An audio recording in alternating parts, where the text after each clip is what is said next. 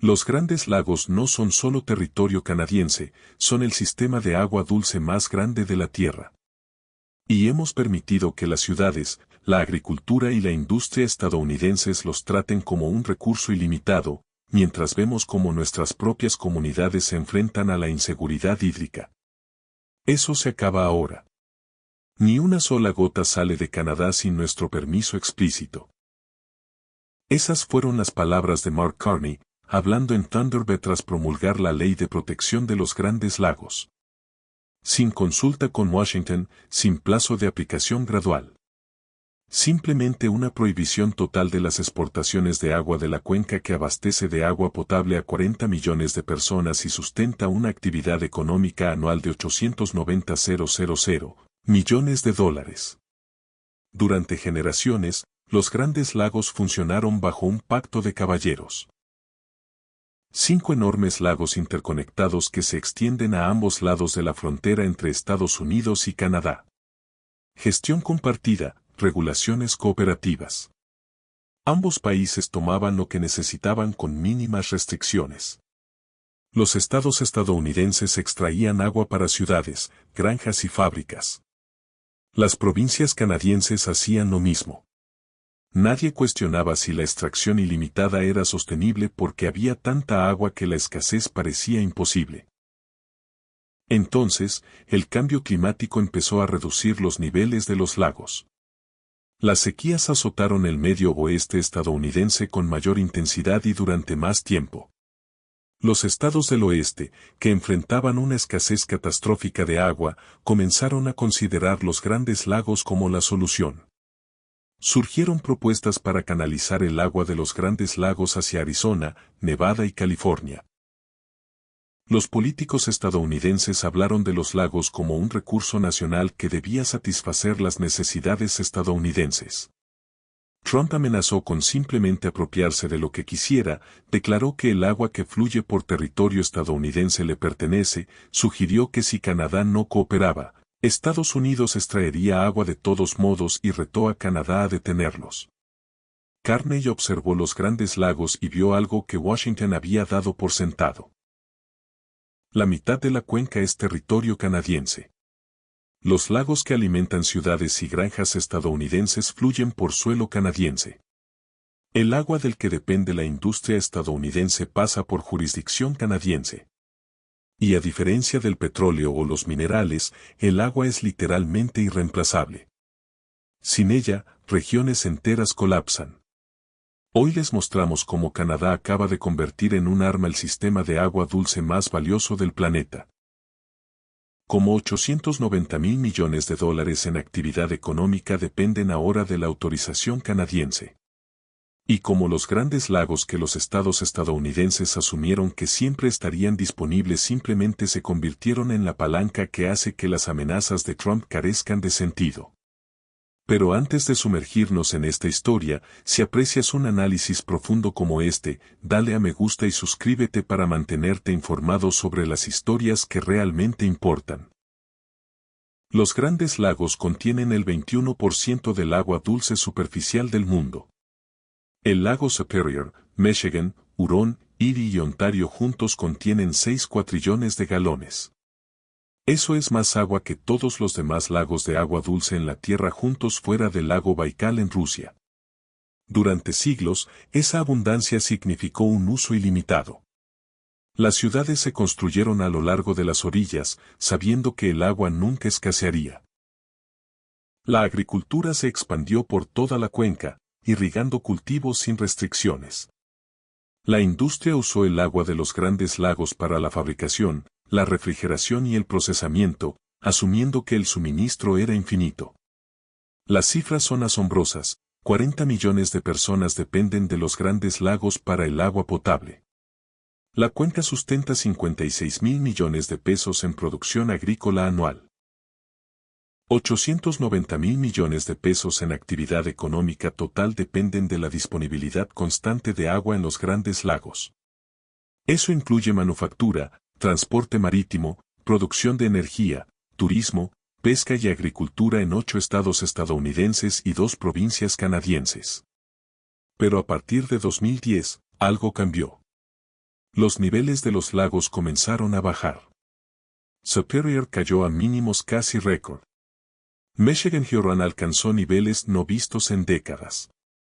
Erie y Ontario mostraron descensos preocupantes. El cambio climático estaba acelerando la evaporación al tiempo que reducía las precipitaciones. Las temperaturas más cálidas significaron menos capa de hielo en invierno, lo que aumentó la evaporación. Los patrones de lluvia cambiaron, entregando menos agua para alimentar los lagos. El equilibrio que había sostenido el sistema durante miles de años se estaba rompiendo. Los estados estadounidenses que enfrentaban sus propias crisis hídricas comenzaron a mirar hacia el norte. El río Colorado se estaba secando. Los acuíferos de California se estaban agotando. Arizona, Nevada y Nuevo México enfrentaron una escasez catastrófica. Los políticos comenzaron a preguntarse por qué las regiones ricas en agua no podían compartirla con las pobres en agua. ¿Por qué los grandes lagos deberían contener billones de galones mientras el suroeste enfrentaba el colapso? Surgieron propuestas para canalizar el agua de los grandes lagos hacia el oeste. Los estudios de ingeniería demostraron que era técnicamente factible. El apoyo político se construyó en los estados con escasez de agua. El argumento era simple: el agua es un recurso nacional, y los estadounidenses que enfrentan escasez merecen acceso al agua estadounidense. Excepto que los grandes lagos no son solo estadounidenses. Son compartidos con Canadá. Y Canadá estaba viendo cómo se deterioraba su propia seguridad hídrica mientras los estadounidenses planeaban drenar los recursos compartidos para obtener beneficios unilaterales. Canadá había prohibido técnicamente las exportaciones de agua a granel desde 1999. La política era clara: no se podía extraer agua de su cuenca natural con fines comerciales. No se permitían buques cisterna que llenaran el lago superior para vender agua al extranjero. No se permitían tuberías masivas que transportaran agua a países extranjeros. Pero la prohibición tenía enormes lagunas legales. El agua embotellada no contaba como exportación a granel, se permitían las extracciones a pequeña escala para uso industrial y, lo que es fundamental, la prohibición se aplicaba a las exportaciones fuera de América del Norte, no a las transferencias dentro del continente. Si un estado estadounidense quería agua de los grandes lagos, la prohibición no lo impedía explícitamente. La Ley de Protección de los Grandes Lagos cerró todas las lagunas legales. El agua no puede salir de la cuenca de los grandes lagos en ninguna forma sin la aprobación explícita de los gobiernos federal y provincial. Eso incluye el agua embotellada de empresas como Nestlé, que había estado extrayendo millones de litros al año. Eso incluye las transferencias industriales. Eso incluye cualquier propuesta de transportar agua por tuberías a estados estadounidenses fuera de la cuenca. El impacto económico en Estados Unidos es catastrófico. La agricultura estadounidense en los estados de los Grandes Lagos depende de un acceso fiable al agua. La industria manufacturera del Medio Oeste utiliza el agua de los Grandes Lagos para todo, desde la producción de acero hasta el procesamiento de alimentos. La generación de energía depende del agua de los lagos para la refrigeración, y el transporte marítimo a través de los grandes lagos mueve cientos de miles de millones de dólares en carga anualmente. Todo esto funciona ahora con el entendimiento de que Canadá puede cortar el acceso si la política estadounidense amenaza los intereses canadienses. No de inmediato, ni de forma vengativa. Pero la autoridad legal existe, y Carney dejó muy claro que está dispuesto a utilizarla. Esto es lo que hace que esto sea estratégico, más que solo económico. El agua no es fungible. No se puede reemplazar el agua de los grandes lagos con alternativas. No se puede importar de otras regiones a un coste razonable. No se puede sintetizar. Si se corta el acceso, las industrias colapsan, las ciudades enfrentan crisis y la agricultura fracasa. Estados Unidos no tiene ninguna capacidad para asegurar el acceso al agua por la fuerza. Canadá controla cuellos de botella críticos donde el agua de los lagos fluye entre cuencas. La vía marítima del San Lorenzo atraviesa completamente territorio canadiense antes de llegar al Atlántico. Las cataratas del Niágara se encuentran en la frontera y Canadá controla su caudal. Los desagües del lago superior pasan por jurisdicción canadiense. Si Canadá restringiera el flujo o desviara el agua de los puntos de acceso estadounidenses, no habría solución militar.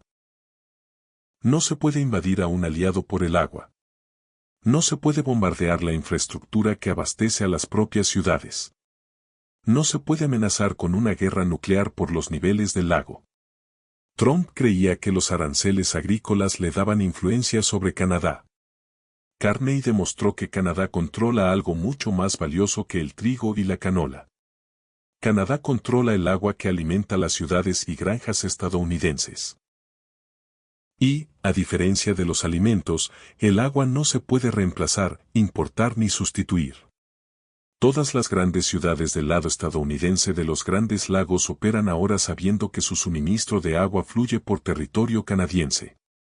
Chicago, Detroit, Cleveland, Milwaukee, Buffalo. Millones de personas dependen del agua que Canadá tiene autoridad legal explícita para controlar. La agricultura estadounidense en 8 estados riega sus cultivos con agua que se origina o fluye por la jurisdicción canadiense.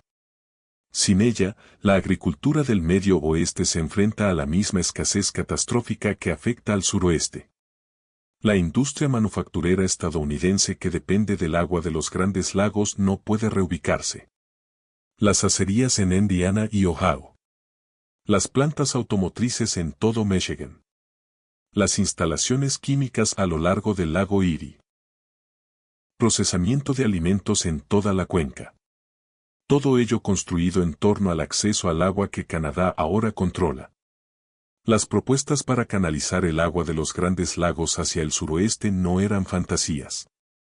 Empresas de ingeniería desarrollaron planes detallados. Se formaron coaliciones políticas que apoyaban los proyectos. Los análisis económicos demostraron que las inversiones serían rentables al evitar el colapso regional. Arizona quería agua para Phoenix y Tucson. Nevada necesitaba suministro para Las Vegas. California buscaba rellenar los acuíferos que se estaban agotando. Colorado esperaba estabilizar el río Colorado, que se estaba secando. Nuevo México se enfrentaba a la devastación agrícola sin nuevas fuentes. Todos los planes asumían que el agua de los Grandes Lagos estaba disponible, quizá costosa de transportar, políticamente difícil de aprobar, pero en última instancia disponible porque el agua existía, y los estadounidenses necesitados debían acceder a los recursos estadounidenses. La Ley de Protección de los Grandes Lagos eliminó todas las propuestas al instante. La ley canadiense ahora prohíbe extraer agua de la cuenca. No importa lo que necesiten los estados estadounidenses. No importa cuánto estén dispuestos a pagar. No importa qué soluciones de ingeniería existan. El agua no está saliendo de la jurisdicción canadiense. Los gobernadores de los estados occidentales reaccionaron con furia. Acusaron a Canadá de acaparar recursos durante una crisis. Exigieron negociaciones. Presionaron a Washington para forzar la cooperación canadiense. La respuesta de Carney fue contundente. Canadá enfrenta sus propios desafíos de seguridad hídrica. Las comunidades canadienses tienen prioridad sobre los recursos canadienses. Las fallas de la política hídrica estadounidense no son responsabilidad de Canadá resolverlas, y amenazar la soberanía canadiense por disputas comerciales significa que Canadá prioriza exclusivamente los intereses canadienses. El mensaje político resonó a nivel nacional. Las comunidades canadienses a lo largo de los Grandes Lagos habían visto a empresas privadas embotellar millones de litros para la exportación mientras la calidad del agua local se deterioraba. Habían visto a los estados estadounidenses planificar proyectos de extracción masivos mientras la infraestructura canadiense seguía sin financiación suficiente. La prohibición de las exportaciones les dio el control sobre recursos que siempre habían asumido que estaban protegidos, pero que legalmente no lo estaban. Esa cifra representa la actividad económica anual en la cuenca de los Grandes Lagos. No representa la riqueza total ni el valor acumulado durante décadas, es una actividad anual que depende de la disponibilidad constante de agua. La manufactura representa aproximadamente 200.000 millones de dólares, la agricultura genera 56.000 millones, el transporte marítimo suma más de 30.000 millones. La producción de energía, el turismo, la pesca y otras industrias conforman el resto. Todo ello se basa en el supuesto de que el agua siempre estará disponible en cantidades suficientes a un coste razonable. Si se elimina ese supuesto, toda la estructura económica se vuelve incierta. Canadá no amenaza con drenar los lagos, Carney no planea desviar agua de las ciudades estadounidenses. Pero la autoridad legal existe, y las industrias estadounidenses se enfrentan ahora a la realidad de que sus operaciones dependen de la continua cooperación canadiense. Esta es una influencia real y tangible, que no puede contrarrestarse con aranceles, restricciones comerciales ni amenazas militares. El agua es demasiado esencial, demasiado irreemplazable y está demasiado concentrada geográficamente en la jurisdicción canadiense. Si Trump intensifica las guerras comerciales, Canadá puede responder endureciendo las regulaciones ambientales que reducen el agua disponible para el uso industrial estadounidense. Si los estados estadounidenses impulsan proyectos de extracción, Canadá puede rechazarlos unilateralmente, independientemente de la presión política estadounidense. Si Washington amenaza la soberanía canadiense, Carney puede señalar los grandes lagos y recordarle a Trump que millones de estadounidenses dependen del agua que fluye por su territorio. El cambio climático está convirtiendo la escasez de agua en el principal desafío de recursos del siglo XXI. El suroeste de Estados Unidos se está derrumbando. El río Colorado ya no llega al océano. Acuíferos que tardaron milenios en llenarse se están drenando en décadas. Las ciudades construidas en desiertos se están quedando sin agua. Los grandes lagos representan la mayor reserva de agua dulce que queda en Norteamérica. Todos los estados que enfrentan una crisis hídrica observan ahora esos lagos y se preguntan cómo acceder a ellos. La presión política para anular la autoridad canadiense se intensificará a medida que la escasez estadounidense empeore. Pero Canadá acaba de demostrar que no cederá. La prohibición de las exportaciones cuenta con un apoyo nacional abrumador. Todas las provincias que tienen acceso a los grandes lagos la respaldan. El compromiso federal es absoluto. Y el marco legal ahora es explícito. El agua se queda en Canadá a menos que Canadá acuerde lo contrario. Los estados estadounidenses pueden negociar. Pueden ofrecer alianzas, inversiones en infraestructura y protección ambiental compartida. Lo que no pueden hacer es exigir acceso ni amenazar con consecuencias si Canadá se niega. Esto cambia radicalmente la política hídrica de Norteamérica. Durante generaciones, el agua se consideró abundante y accesible. La escasez era un problema para otras regiones. Los grandes lagos significaban seguridad. Ahora, los grandes lagos son una ventaja.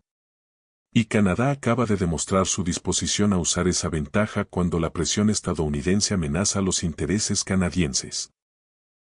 Trump amenazó el comercio canadiense, asumiendo que la agricultura era la vulnerabilidad de Canadá. Impuso aranceles, esperando que los agricultores canadienses presionaran a Ottawa para obtener concesiones. Sugirió una anexión económica, esperando que Canadá no tuviera alternativas.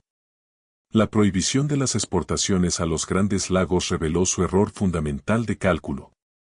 Canadá no depende económicamente de Estados Unidos de manera que genere una vulnerabilidad unilateral. Canadá controla recursos que Estados Unidos necesita sin reservas, y cuando Trump intensificó la presión, le dio a Canadá una cobertura política para utilizar esos recursos como arma. Las ciudades estadounidenses necesitan agua canadiense. La agricultura estadounidense necesita agua canadiense. La industria estadounidense necesita agua canadiense.